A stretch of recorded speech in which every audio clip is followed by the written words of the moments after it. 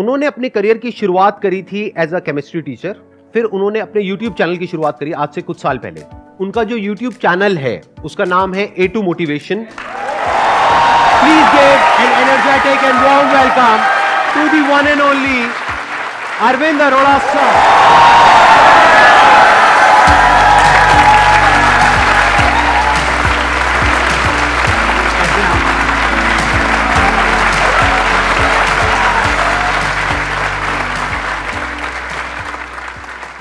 कितने लोग जानते हैं इनको? सारे जानते हैं, सबने इनकी वीडियोस देखी होंगी। इनके बारे में वैसे तो मेरे पास में बहुत कुछ है बोलने के लिए, और अगर मैं बोलता रहा, इनकी तारीफ करता रहा, जो इनकी पर्सनालिटी है, जो इनकी वीडियोस है, तो आई थिंक पूरा सेशन इसी में निकल जाएगा। लेकिन अगर मेरे को शॉर्ट में बोलना हो, सिर्फ एक लाइन के अंदर अंदर जो मैंने ऑब्जर्व किया, इस पूरी दुनिया की पॉपुलेशन कितनी है? 1.5 इंडिया की नहीं, पूरी दुनिया की पॉपुलेशन कितनी है? मोर देन 7 बिलियन, मतलब मोर देन 750 करोड़। उससे ज्यादा इनके चैनल के ऊपर व्यूज है।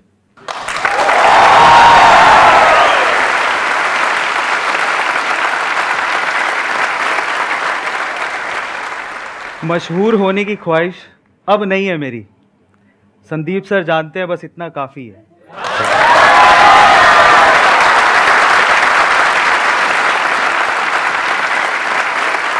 हर बार हम लोग स्टेज पे आते हैं, हमारे लिए तालियां बजाते हैं यार।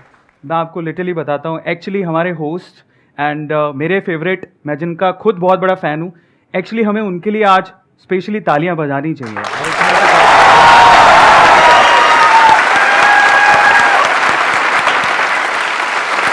बैठिए बैठिए बैठिए। आज लेकिन इनका दिन है, तो आप जो भी पूछना चाहते हैं इनसे प्लीज आप बैठिए। इनके सवालों से पहले मैं एक लास्ट बात, उस टाइम नर्वस था सर। हाँ। मेरी दिली इच्छा थी कि मैं आपको गले लगाऊं, मैं आप ढंग से आपको गले लगाऊं। सर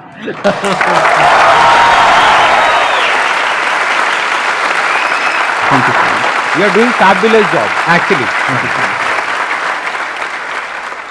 एक्चुअली मैं पहले एक ऑफलाइन टीचर था, और वो भी गेट की कोचिंग करवाता था। उसके बाद मैं एक केमिस्ट्री टीचर बना, उसके बाद मैं ऑनलाइन आया, और 2019 में A2 मोटिवेशन मैंने स्टार्ट किया था, जहाँ पर मैं फैक्ट और मोटिवेशन की वीडियोस बनाता हूँ, शॉर्ट्स। एंड मैं एक राइटर भी हूँ, और अब एक एंटरप्रेन्योर हूँ। मेरा खुद का एक स्टार्टअप है जो कि बेंगलोर से हम लोग ऑपरेट करते हैं। सो ये मेरा रोलर कोस्टर राइड है। अब इस सेगमेंट में आप जो भी सवाल पूछना चाहें, स्वागत है आपका। आप रेगुलर वीडियो डालते हैं पर डे, मैंने जैसे आपके देखता हूँ कि आपकी वीडियो आती रहती है, तो उस कंसिस्टेंसी को कैसे बनाए रखने हैं आप? क्योंकि आपके बहुत सारे वर्क है, तो आप उसको मैनेज कर रहे हैं और साथ साथ वीडियो भी डाल रहे हैं। तो सर वो चीज़ में जानना चाह रहा हूँ। मैं जब YouTube पे आया था, तो मैं थोड़ा सा हमेशा फील करता हूँ कि जो आज का यूथ है, वो जब यूट्यूबर्स या सोशल मीडिया पे इन्फ्लुएंसर्स को देखता है, तो वो जनरली देखता है कि बहुत फेम है, बहुत पैसा मिल रहा है, उस वजह से वो लोग इस फील्ड में आना चाहते हैं। ये थॉट प्रोसेस थोड़ा सा नेगेटिव है, क्योंकि मैं इस वे में नहीं आया था। 2014 में मैं बताना चाहता हूँ कि मैं बहुत अपने आप को लकी मानता हूँ कि मेरे पास इतने 6 महीने के पैसे थे कि मैंने ब्रेक लिया।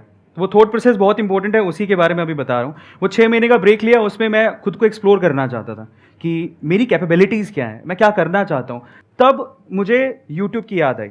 मैंने कहा एक ऐसा प्लेटफॉर्म है जहाँ पे अगर मैं जो सीखा हूँ उसके अगर मैं एक वीडियो बना देता हूँ और उसे मैं अपलोड कर देता हूँ, तो मुझे अगर आप 10 साल बाद भी देखना हो, या मेरे बच्चों को भी सिखाना हो कि देखो मैंने ये इजाद किया था जिसकी वजह से मुझे फैसिलिटेट किया गया था, मैं एक वीडियो अपलोड करता हूँ, ताकि ये एक लाइफ टाइम तक सेव रहेगा। मैं इस वे से आया था।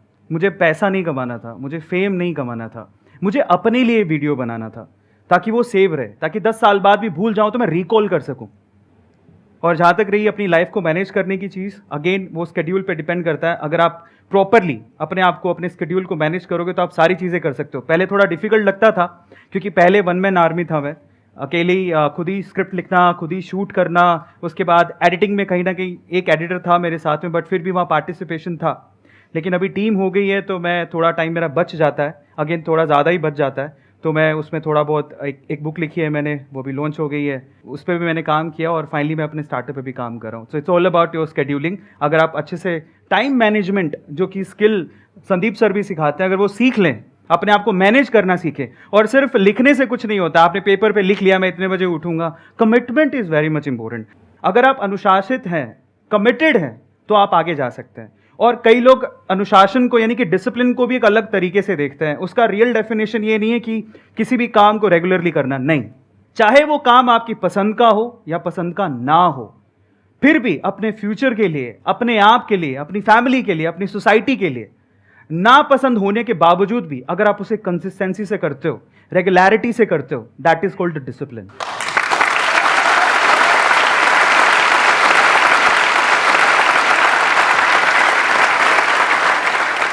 मेरा एक छोटा सा सवाल है कि हम जैसे आर्टिस्ट लाइन या फिर हम यूट्यूब शुरू करते हैं तो अक्सर एक ब्रेकडाउन टाइम आता है। हर किसी की लाइफ में ये टाइम आया होगा या आएगा, जो स्टूडेंट है या उसकी लाइफ में अभी आएगा, तो बहुत डिमोटिवेशन होता है उस टाइम पे कि अरे हमारे साथ फैमिली भी सपोर्ट नहीं करती कि अरे ये क्या यूट्यूब शुरू कर दिया है ना। मतलब वो एक सोर्स नहीं मानते इसको, क्योंकि हर पेरेंट्स चाहता है कि हमारा बेटा डॉक्टर बने, इंजीनियर बने, ये बने वो। कभी कोई ये नहीं चाहता कि तुम जाओ आर्टिस्ट लाइन में, जाओ हीरो बनो, हीरोइन बनो। कोई सपोर्ट नहीं करता। तो how to charge yourself? You know, आपने द परस्यूट ऑफ हैप्पीनेस अगर देखा हो तो वो हमेशा एक ही बात बोलते हैं, प्लीज प्रोटेक्ट योर ड्रीम्स। क्योंकि वो ड्रीम्स है ना, आपके लिए बहुत खास है, दुनिया के लिए नहीं है। उसको आपको खुद को प्रोटेक्ट करना है। अब उसके लिए आपको कुछ भी कीमत चुकानी पड़े, you have to do that. और इसी का नाम जिंदगी है। अप्स एंड डाउन्स तो आएंगे ही ना लाइफ में, लेकिन अगर आप उन अप्स एंड डाउन्स में अपने सपनों को खो दो, छोड़ दो, तो फिर सपने आपके पास आए ही क्यों हैं?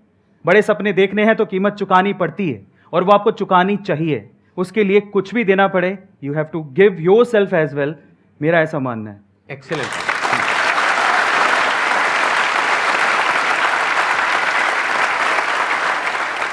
मैं आपको बताता हूँ कि ये बात है, जब मैं बहुत छोटा था, मेरे मामा, मेरी नानी, हम लोग सब साथ में बैठे हुए थे। तो मेरे मामा ने मुझसे पूछ लिया कि जैसे बाय द वे तू करना क्या चाहता है। मैंने कहा बहुत बड़ा आदमी बनूंगा। मतलब मैंने अपने आप को कभी कम आंका ही नहीं, लोगों के सोचने से फ़र्क नहीं पड़ता। मैंने बोला बहुत बड़ा आदमी बनूंगा, मैं बाहर जाऊंगा कुछ करने के लिए, इंजीनियरिंग करूंगा। तो मेरे मामा हंसने लग गए। ऐसा होता है जनरली, लोग फैमिली में होता है, आप लोग कोई ना कोई आप पे हंसा होगा। तो उस दिन वो हंस लिए, मेरे मामा उस दिन हंस लिए। काश वो ना हंसे होते तो आज मुझे यहाँ ना देख रहे होते, पर हंस लिए। तो अच्छा है ना। तो अच्छा, तो हंसते मुझे बोले कि एक्चुअली मेरे जो फादर हैं वो शॉपकीपर हैं सर, बहुत छोटी सी दुकान है। तो मेरे मामा ने मुझसे उस दिन जो स्टेटमेंट कहा, वो मेरा one of life changing moment है। ही वो सेइंग कि मैं तेरे पापा को जानता हूँ, तू कल भी दुकान पे बैठता था, क्योंकि मैं 7 साल की उम्र से दुकान पे बैठ रहा था, कि तू कल भी दुकान पे बैठता था, आज भी दुकान पे बैठता है और कल भी दुकान पे बैठेगा। मैं मन में क्या सोच रहा था पता है? मैं बहुत छोटा था। मैं मन में क्या सोच रहा था, यार इसने मेरा भविष्य लिख दिया। कमाल है, मतलब प्रेडिक्ट कर दिया। अब ये भविष्य ऐसा होना नहीं चाहिए, उसकी जिम्मेदारी मेरी है, उसको तो बदल के रहूंगा।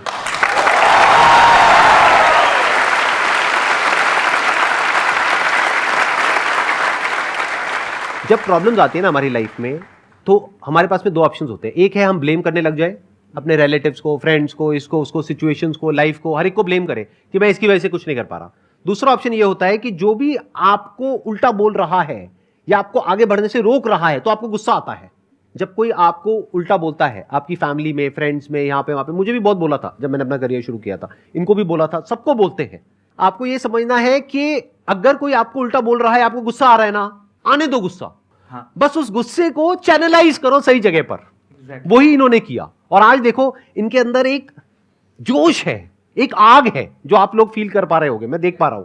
वो आग क्यों है? वो वहीं से लगी थी आग, वो जो आपके मामा जी ने वो बोला था। वीडियो में कोई प्रॉब्लम तो नहीं है ना? नहीं, बिल्कुल नहीं, बिल्कुल। हाँ ठीक है, नमस्ते मामा जी।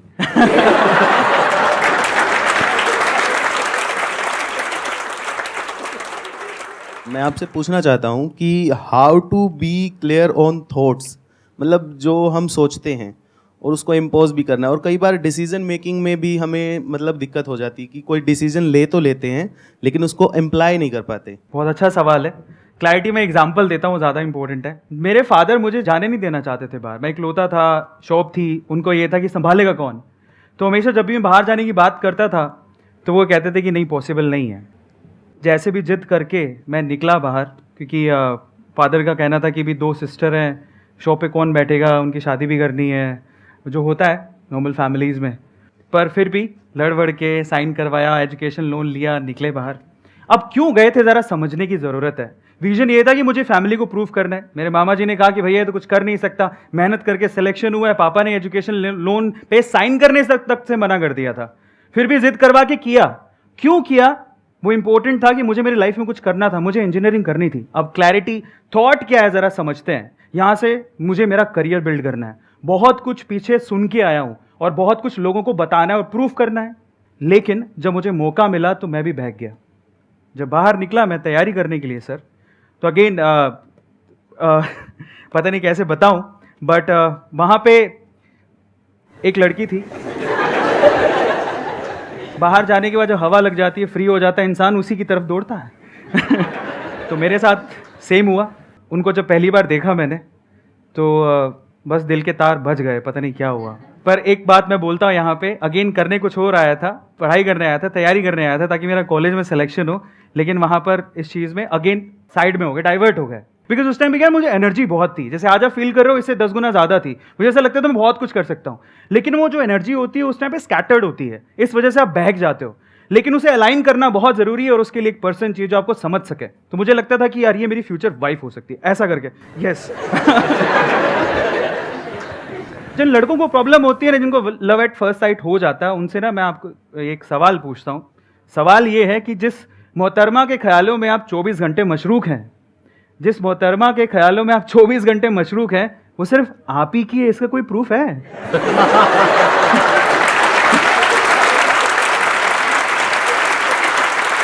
उसके आने का इंतजार करना, उसके जाने का इंतजार करना, उसे देखना, है ना? बिल्कुल होता है। 6 महीने मैंने खराब कर दिया, कुछ पढ़ाई नहीं की, मैं भूल गया मैं क्या छोड़ के आया हूं, किन बातों को यार प्रूफ करने के लिए छोड़ के आया हूं यार, वो सब भूल गया मैं। गलत बात है, पर बहक गया, कुछ नहीं कर सकता था। तो मैं उनके पास गया और जाके मैंने उनको बोला, मैंने कोई आई लव यू कुछ नहीं बोला, स्ट्रेट फॉरवर्ड बता रहा हूँ। और उनके पास बैठा, जाने का मौका मिला तो मैंने कहा मैं जा रहा हूँ। उनकी मम्मी को बोला पहले, तो मम्मी टकराई। मैंने कहा जा रहा हूँ तो मैं सोच रहा हूँ सबसे मिल लूँ, क्या मैं उनसे भी मिल सकता हूँ? मैं उनका बहुत बड़ा फ़ैन हूँ। वो फ़ैन इस वजह से था क्योंकि वो बहुत ही थोड़ा इंक्लाइंड थी स्पिरिचुअलिटी की तरफ, तो वो बहुत बुक्स पढ़ती थी। तो मैं गया उनके पास बैठा, मैंने डायरेक्टली उनको एक ही बात बोला, मुझे आपसे एक बात कहनी है। तो बोले क्या? मुझे आपसे शादी करनी है। अब अच्छा शादी करनी है, भाई मैं बता देता हूँ, मुझसे 5 साल बड़ी थी। उन्होंने कोई रिएक्शन नहीं दिया। लास्ट में जो पूरी कॉन्वर्सेशन हो रही थी, सुनती रही, लास्ट में उन्होंने मुझे बोला कि एक बात बोलती हूँ, ध्यान से सुनना। मैंने कहा हाँ। बोले अपने माँ बाप के पैसों पे तुम यही करने आए हो क्या? स्टेटमेंट बहुत खतरनाक थी, दिल पे चुभ गई कि अपने माँ बाप के पैसों पे तुम यही करने आए हो क्या था। फिर उसने बोला कि तुम जब 6 महीने पहले आए थे ना, तुम्हारे बारे में बहुत सुना था कि तुम बहुत इंटेलिजेंट हो, अब क्या हो गया? फिर लास्ट में उसने जो बात बोली वो आप सब लोगों को सुननी ही चाहिए। अगेन मैं कह रहा हूँ, लड़कियाँ बहुत मैच्योर होती हैं। वो खुशी वाली बात भी थी लेकिन चैलेंज भी था मेरे लिए। उसने बोला तो सफल हो जाओ, अपने पाँव पे खड़े हो जाओ, तब हर चीज़ तुम्हारी कदम चूमेगी, तुम्हें सब मिल सकता है, शायद मैं भी। जब उसने वो स्टेटमेंट बोला, मुझे दुख से ज़्यादा खुशी इस बात की थी कि आग दोनों तरफ है। वो कह रही शायद मैं भी।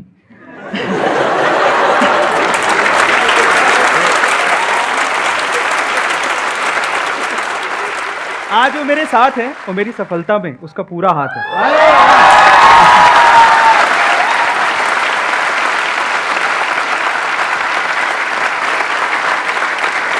ये छोटे छोटे से मूवमेंट होते हैं बॉस, जब आप अपने पाथ से हटते हो ना, अगेन वो मेरे लिए डिस्ट्रैक्शन था, लेकिन वो आपकी कभी कभी स्ट्रेंथ भी बन जाती है।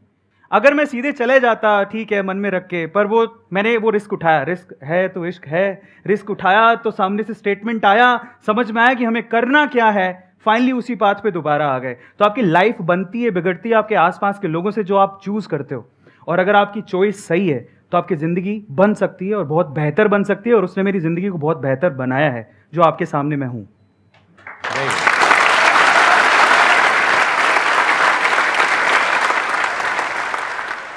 क्वेश्चन ये है कि आपने जैसे बोला कि दैट बर्निंग फायर होना चाहिए या कुछ है, अगर वो स्टिल एग्जिस्टिंग है, but being a special educator क्या रहता है कि हमारा तो वर्क है, but parents are also expecting more as compare to the main streaming student. तो that exertion on the existing job और वॉट एवर द करियर अगर होता है तो वो कैसे मतलब रिजॉल्व होगा? अगर आप करियर को चूज कर रहे हैं तो प्रॉब्लम ये होती है कि दूसरों की एक्सपेक्टेशंस क्या हैं, दूसरे क्या सोचते हैं, कौन सा करियर बेहतर है, कौन उस करियर में अच्छा कर रहा है, हम वो फॉलो करने की कोशिश करते हैं बजाय अपने पैशन को देखने के।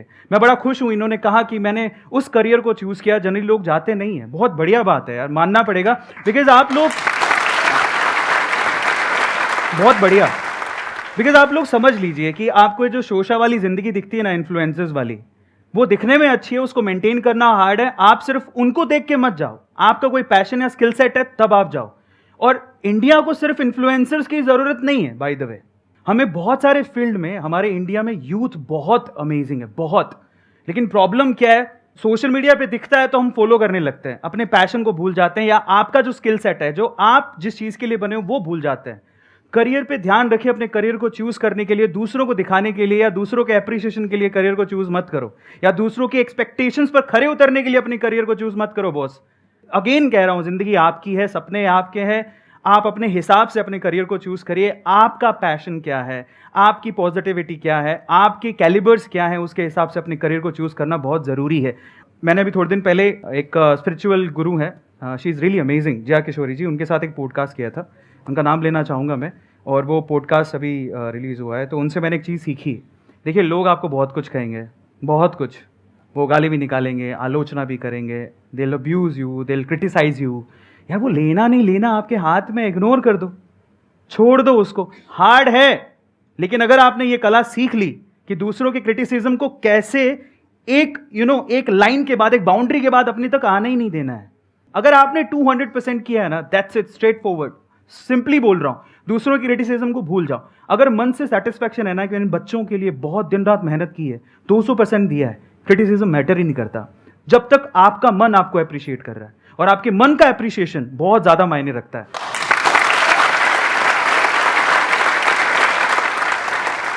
आप अपनी तरफ से ईमानदारी से अपना काम कर रहे हैं। आप किसके लिए कर रहे हैं? आप अल्टीमेटली उन बच्चों के लिए कर रहे हैं ना। अब उनके जो पेरेंट्स हैं वो नहीं समझ रहे, वो आ करके आपको उल्टा बोल करके जा रहे हैं, तो आपको गुस्सा आएगा। आपकी जगह मैं होऊंगा, कोई भी होगा, उसको गुस्सा आएगा। किसको नहीं आएगा? कोई इंसान अपने पूरे दिल से एक काम को करे, ईमानदारी से करे, अच्छी नीयत के साथ करे, उसके बाद भी लोग सामने से उल्टा बोले तो गुस्सा आता है। आई अंडरस्टैंड, बट इस गुस्से को यूज करिए उन बच्चों की लाइफ को और बेटर बनाने में। जैसे जब मैंने अपने सेशंस करने शुरू करे थे तो बहुत लोगों ने बहुत तरह से क्रिटिसाइज किया, मेरे को किया, इनको भी किया होगा, आई एम 100% श्योर। तो वो जो क्रिटिसिज्म है उसको मैंने यूज किया कि लोग उल्टा बोल रहे हैं ना, इसका मतलब कुछ उसमें सच्चाई भी है और कुछ झूठ भी है। तो पहले तो उसको फर्क किया, फिर जो सच्चाई है उसको यूज किया कि हाँ, आप जो कह रहे हो बात में उसमें थोड़ा तो दम है, कोई बात नहीं, अभी ये कमी है ना, इसको बेटर करता हूं, इसको इंप्रूव करता हूं, और बेटर करता हूं, और बेटर और बेटर और बेटर। अब वो 100% तो कभी भी नहीं हो सकता, मतलब ऐसा कभी नहीं हो सकता कि 100% पेरेंट्स आपके पास आकर के आपकी तारीफ करने लग जाए, ऐसा नहीं हो सकता। बट अब आपका टारगेट क्या होना चाहिए? 10 में से 9 उल्टा बोलते हैं, एक अच्छा बोलता है। आपका होना चाहिए इस 10 में से 5 लोग आए और दिल से आकर के आपको थैंक्स करें। तो उसके लिए क्या करना पड़ेगा? आपको और एफर्ट करना पड़ेगा, जो अभी कर रहे हो उससे और ज्यादा करना पड़ेगा, अपनी स्किल को और अपग्रेड करना पड़ेगा। अब वो आप क्या करोगे, कैसे करोगे, वो आपको पता है, क्योंकि वो आपकी लाइन है, हमें नहीं पता है। तो अगर आप वो कर पाते हो और उस तरह से आगे बढ़ पाते हो, तो सिर्फ अभी जिस स्कूल में आप पढ़ा रहे हो वहीं पर नहीं, आगे भी लाइफ में बहुत आगे जा सकते हो। अपॉर्चुनिटीज बहुत है, और उन्हीं लोगों के लिए है जो इस तरीके से लाइफ में आगे बढ़ते हैं। क्योंकि अगर उनके कहने पर आप रुक गए तो नुकसान किसका है? इसको ऐसे देखो, आपने कहा कि अब मैं अपना जो काम कर रही हूं ना, उसको अच्छे से करने के बाद भी कुछ मिलता तो है नहीं, मतलब अपना काम अच्छे से करने के बाद भी उल्टा ही सुनने को मिलता है, तो काम करना ही क्यों है? भाड़ में जाए, मुझे क्या फर्क पड़ता है। ये भी एक अप्रोच है बहुत लोगों की कि हम काम करते हैं, एप्रिसिएशन तो मिलता नहीं है, जॉब करता हूं, यहां पर कमियां तो सब निकालते हैं, तारीफ कोई करता नहीं है, अच्छी क्वालिटी कोई देखता नहीं है, तो मैं अपना काम ढंग से करूं ही क्यों? तो इसमें नुकसान किसका है? कभी सोचा है? शॉर्ट टर्म में चलो उस इंसान का नुकसान है, जो एम्प्लॉयर है उसका नुकसान है। लॉन्ग टर्म में किसका नुकसान है? एम्प्लॉय का, क्योंकि वो एम्प्लॉय वहीं पे स्टक हो जाएगा, वो बेकार हो गया उस कंपनी के लिए भी और कंपनीज के लिए भी। लेकिन अगर उसको उस कंपनी में उल्टा बोला जा रहा है, फिर भी वो अपने काम को और अच्छा करता जा रहा है, और अच्छा करता जा रहा है, और अच्छा करता जा रहा है, तो आज नहीं तो कल वो उस कंपनी को छोड़ेगा, कहीं और जाएगा। तो हो सकता है वहां एप्रिसिएशन नहीं मिला, अरे वहां तो मिलेगा, दूसरी जगह नहीं मिला, तीसरी जगह मिलेगा, चौथी जगह मिलेगा। कोई तो कंपनी होगी जो देखेगी कि आप एक्चुअल में अंदर से क्या हो, जिसको हीरे की परख होगी, और उस दिन आपको हीरे का दाम मिलेगा।